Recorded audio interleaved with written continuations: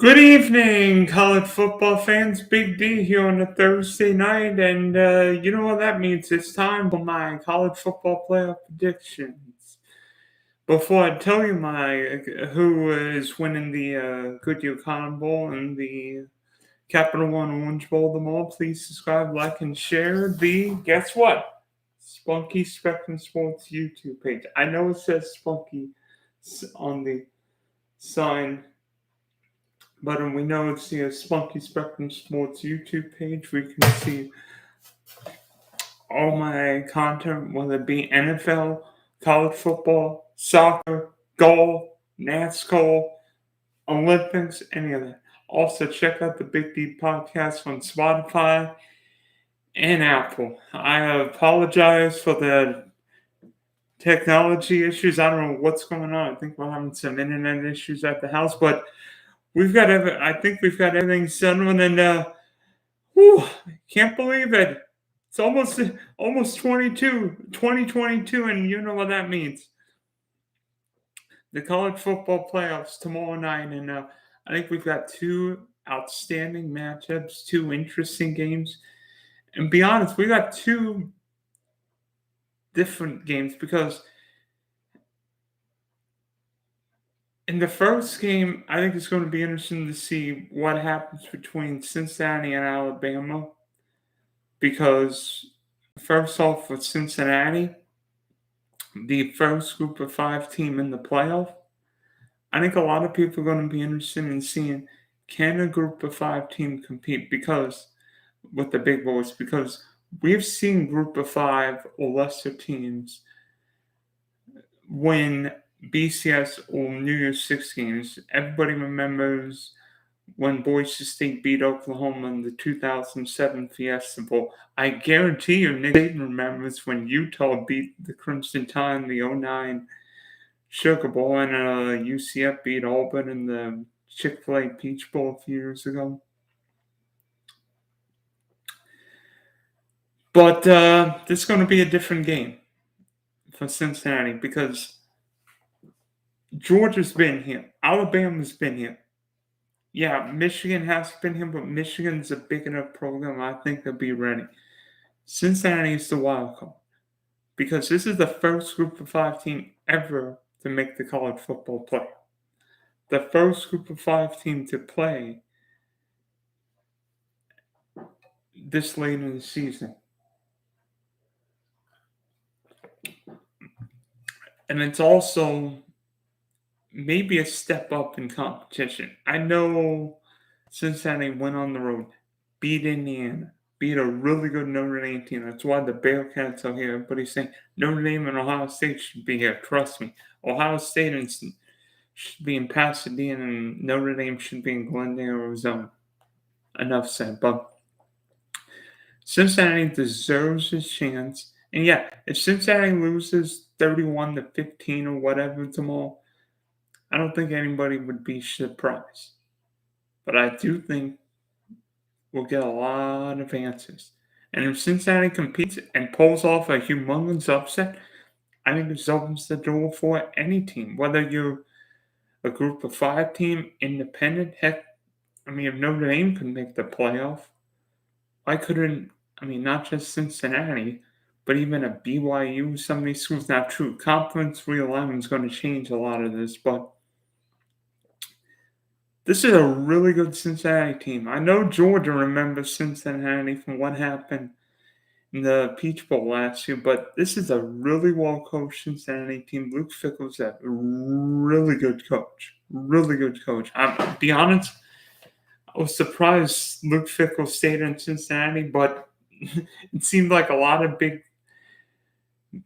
teams were changing coaches or other guys left for jobs, whether it be a Lincoln Riley left for Southern Cal, Maury Cristobal left for Miami, Brian Kelly left Notre Dame for LSU, but Luke Fickell stayed in Cincinnati, and Cincinnati has got itself a dang good coach. And if you look at this Cincinnati team,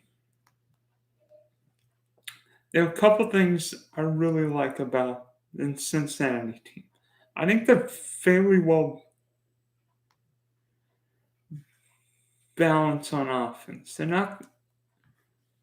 They don't rely on just the run or the pass. They can do a little bit of both. I think the key from Cincinnati and the Mole is the key we've seen offensively will be Jerome Ford running and Desmond Renner running and throwing. And interesting side note, Jerome Ford is an Alabama transfer. So in the NFL, there are a lot of revenge games of players playing against former teams, coordinators, head coaches, or head coaches going back to former places. Not often you see an ex-Alabama player potentially play against his old team, but that is going to happen a lot for Jerome Ford. And Jerome's played really well this year. Let me see, 1,200 yards,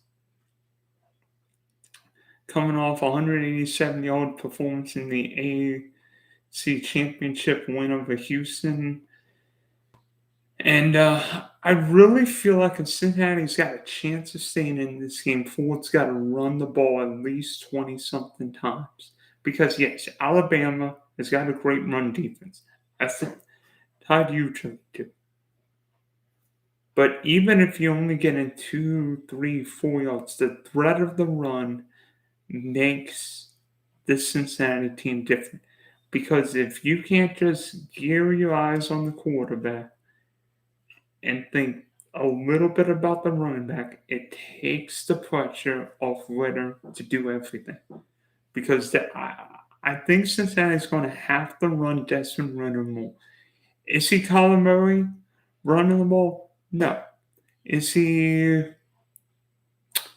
trying to think of the quarterbacks who've given Cam Newton or Nick Marshall, some of these quarterbacks who've given Alabama trouble? No, but Ritter is a little bit of both. He's a good passer and a good enough runner. And to me, having that dual threat ability will matter in this game because Cincinnati's going to need to convert those 3rd and 3s, 3rd and 4s, 3rd and 5s because Cincinnati's going to will try and keep Alabama's offense off the field, which means 3rd down efficiency will be a key. And from what I've seen with Cincinnati, if you get those guys going, this Cincinnati team's different on offense. Yes. Has Cincinnati faced any team like Alabama? No. Have the Bearcats faced anybody like Bryce Young? No. But I think Cincinnati should get an opportunity of playing against the number one team in the country. The fact that Cincinnati is in the spot, the fact we're talking about Cincinnati playing and not Notre Dame, Ohio State, Clemson. I mean, after tomorrow, Cincinnati is going to play more college football playoff games than Texas, Southern California, Miami, Florida, Nebraska, Tennessee, Virginia Tech, and Stanford combined. Just saying. Cincinnati, Ohio is not exactly known for, and Cincinnati's not exactly known for winning national championships in college football. But again, the key for Cincinnati will be Ford running the ball and really doing a little bit of everything.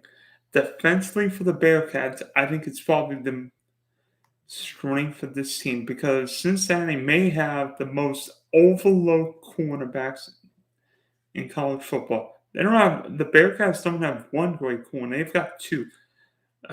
Ahmad, maybe the best name in college football this year. Ahmad Sauce Gardner, 6'3", 200-pound lockdown corner, and Kobe Bryant, the Jim Thorpe Award winner, as the nation's best DB. In fact, Gardner has not allowed a single touchdown catch in more than 1,000 coverage snaps, and Bryant successfully defended 45 career passes. Not bad. Not bad. And Cincinnati's not just got a good defense, the Bearcats have got a great defense. Typically, quarterbacks cannot throw the ball in Cincinnati. Average one? I think Cincinnati allows 168 passing yards a game, and quarterbacks barely complete over half their attempts.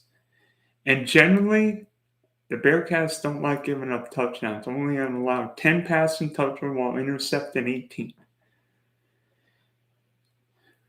And tomorrow, yes, Mechie is out, but you get the best quarterback in college football and probably the best wide receiver in college football in Jameson Williams.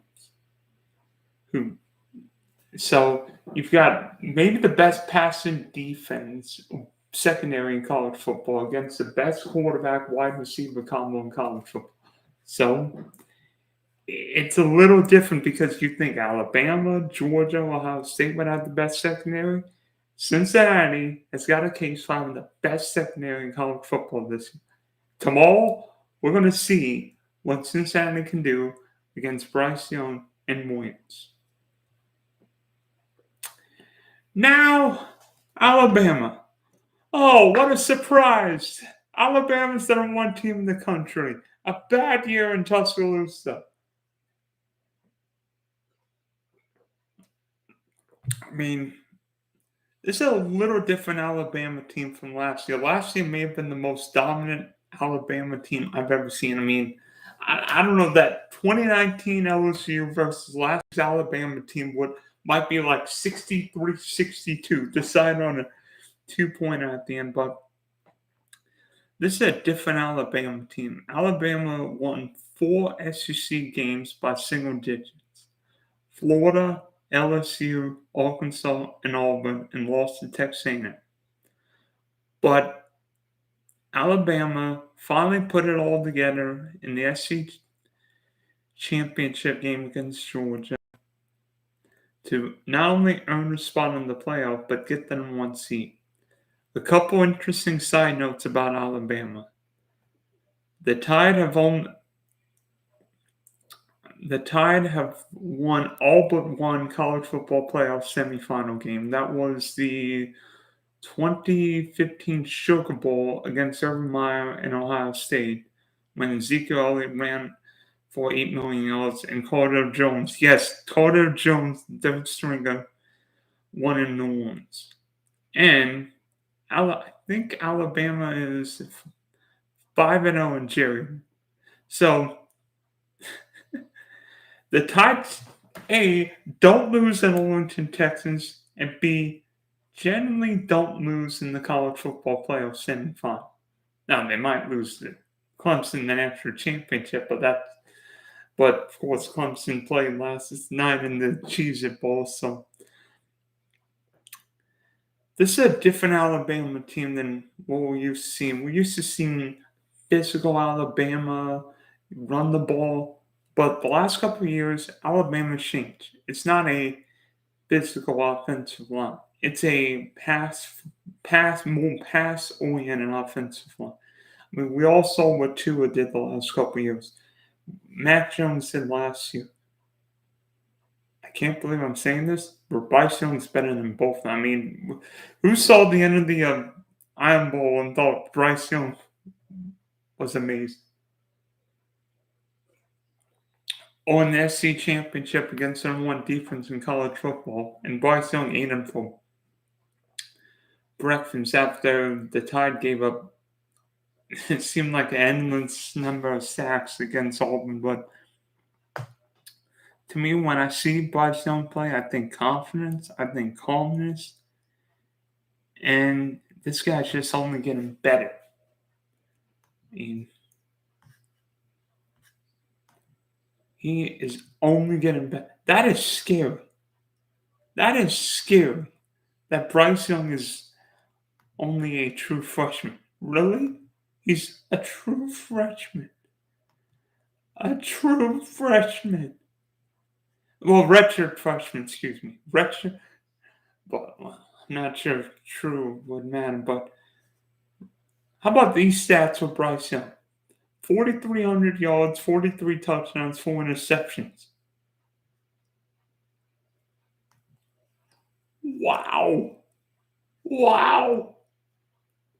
And Alabama averaged almost 350 passing yards a game while rushing for less than 150.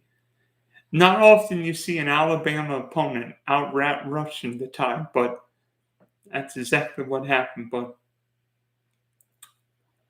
to me, if Alabama's going to win this game, it's not going to necessarily be on the running game, but it'll be on Bryce Young throwing. Yes, Cincinnati's got a great secondary. They haven't seen the best quarterback in college football play, and yes, I know. Some people say, what will Mechie's absence mean? Not having Mechie is a big loss for Alabama. But find me a team with more five-star kids than Alabama. Uh, yeah. One wide receiver goes down. Oh, wait, they've got another five-star kid. They've got another five-star kid. The Tide will be fine. They're going to be fine. Jameson Williams is fine. He might actually be better than Mechie.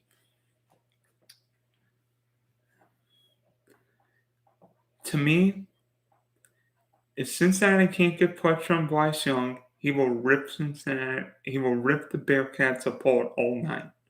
If the Tide give him a clean pocket, Bryce Young's going to throw for a bunch of yards in this game.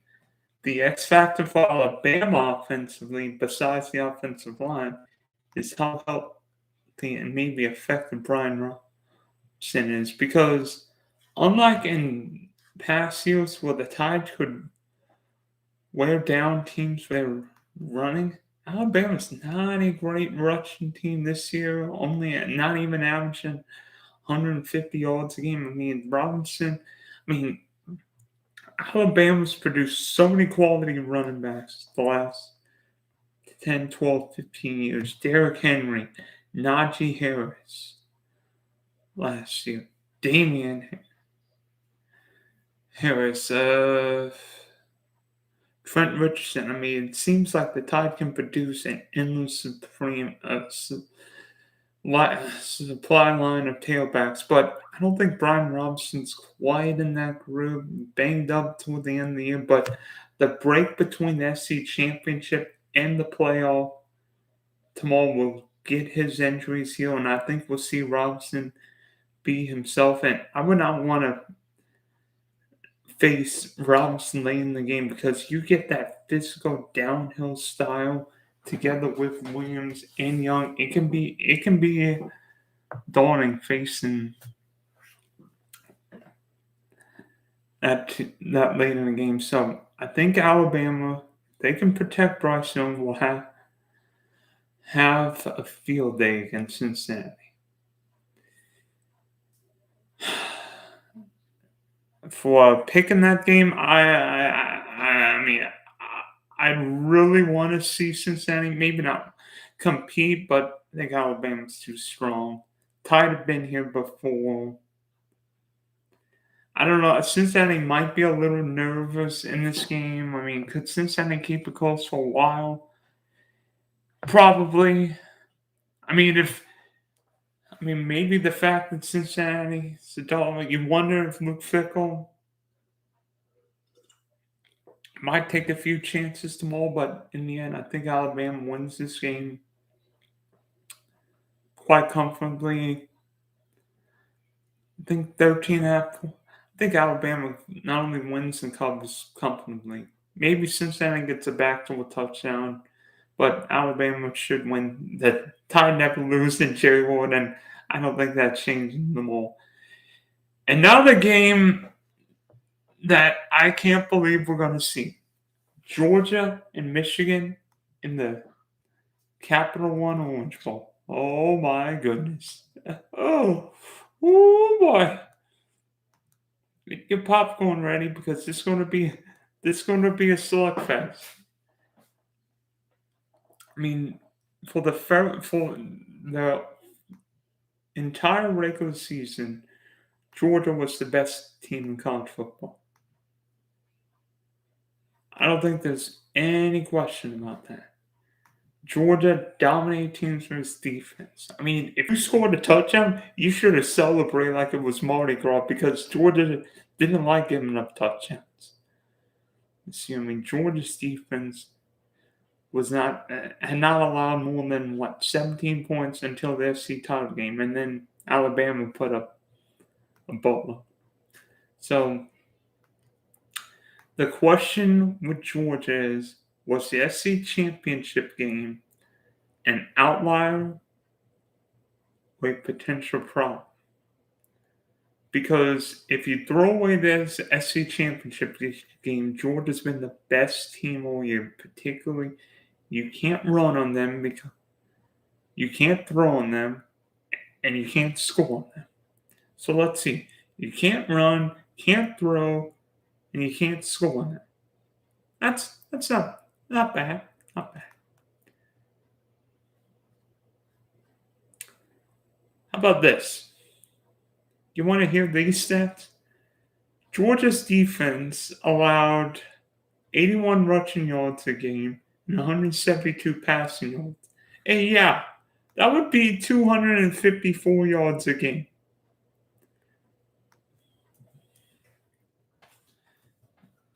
But in the SEC championship game against Alabama, let me see if I can find these stats. Bryce Young threw for 421 and 3 touchdowns, while Alabama did not allow a sack. And the Tide won the game 41-14. So again, the question with Georgia is, was that game just an outlier or a potential problem that Michigan couldn't exploit? Georgia offensively, Stetson Bennett's been a good game manager all year. He's not really been asked to do much. 24 touchdowns, 7 picks. I mean, a lot of people wondering whether Daniels potentially could play or make an impact in this game if Georgia fell behind. But I really, with everything I'm being told, I think Bennett plays the whole game. Maybe Daniels comes in as a change of pace. Maybe if the Bulldogs needed something, but I think this is Bennett's job if he's playing well enough. And I think against Michigan with those great pass rushers, Bennett's mobility matters more in this game because maybe he can elude the great dynamic duo on the outside. The question with Georgia is, can they protect Bennett, run the ball, and keep those pass rushers off Stetson Bennett all night?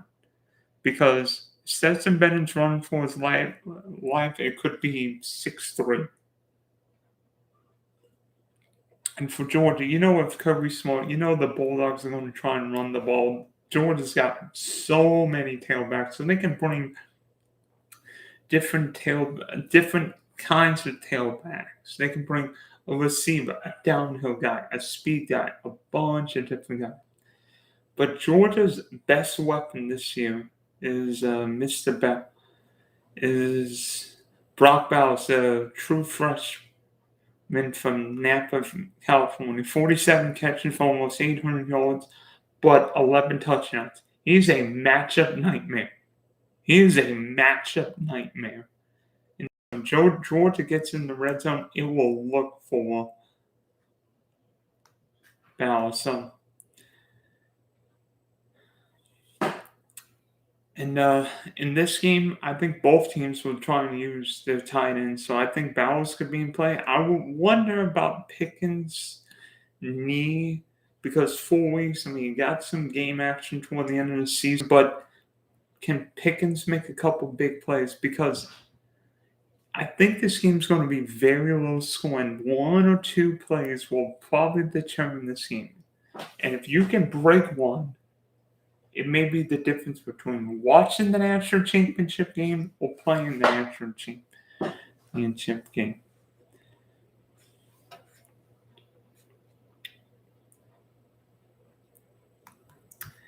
And then, how about Michigan? What a story this season's been. I mean, last year a lot of people wanted Jim Harbaugh fired from Michigan. A lot of people like he can't coach, he can't coach, he can't do this, he can't do that. Well, this year Michigan's back. It's not Ohio State in the playoff. It's not Michigan State. It's not Penn State. It's Michigan. And to be honest with you, the fact Michigan's in the playoffs not just great to have the winningest program in college football history, but having Michigan finally make the playoff shows it's not just Alabama, Ohio State, Oklahoma, Clemson, or Notre Dame. There are other teams capable of making the playoff. And this year, Michigan's won it with a multitude of ways. I mean, when I think of Michigan, I think the best dynamic duo of pass rushers in college football. I mean, Aiden Hutchinson deservedly was a Heisman finalist with 14 sacks. How good has Hutchinson been this year? Goodness sake. David Ojabo, 11 sacks, has been great himself. And together, those guys not just help each other, but cause havoc because you can't double team both of them. So who do you cover? Do you try and cover Hutchinson or Joe? And by the way, Joe was a great story from Scotland. I think from Scotland.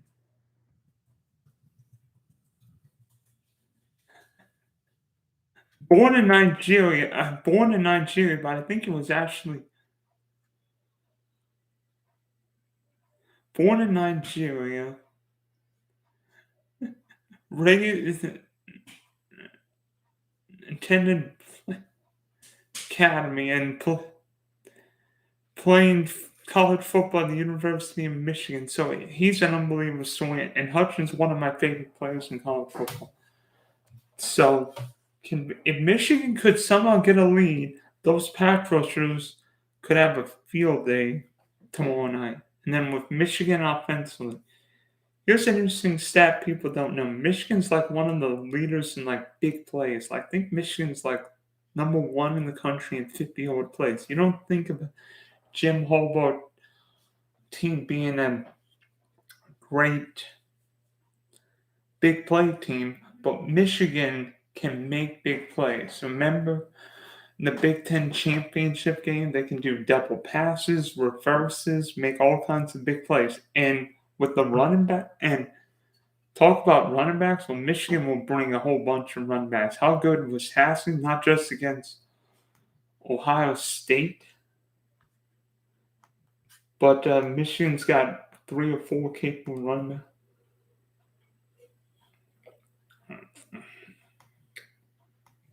In this game. So, again, both teams are going to want a great running game, which means run the ball downhill, 2nd and 5, 3rd and 2, and have easy easy third downs so they could not just win the time of possession, but keep the other team off the field. Yeah, Haskins ran for almost 1,300 yards, 20 touchdowns. Blake Corum scored 11 himself. So between them, 31 touchdowns this year. And Cade McNamara, a lot like Stetson Bennett, more of a game manager. Not really going to line it up with a whole lot of yards. 15 touchdowns, 4 picks this year. So it's a little bit of a throwback offense. I mean, in an era where we're seeing teams throw the ball 50, 60 times, Georgia and Michigan might be what we saw in the 80s and 90s, where teams would throw the ball maybe 20, 25 times and instead run the ball and just play good defense.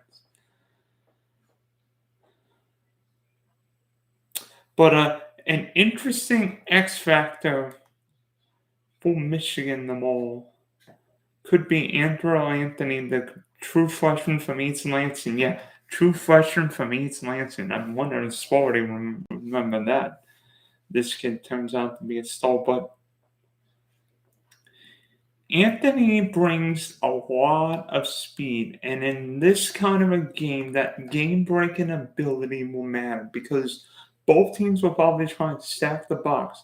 If you could break one over the top, and Michigan does it better than a lot of other teams.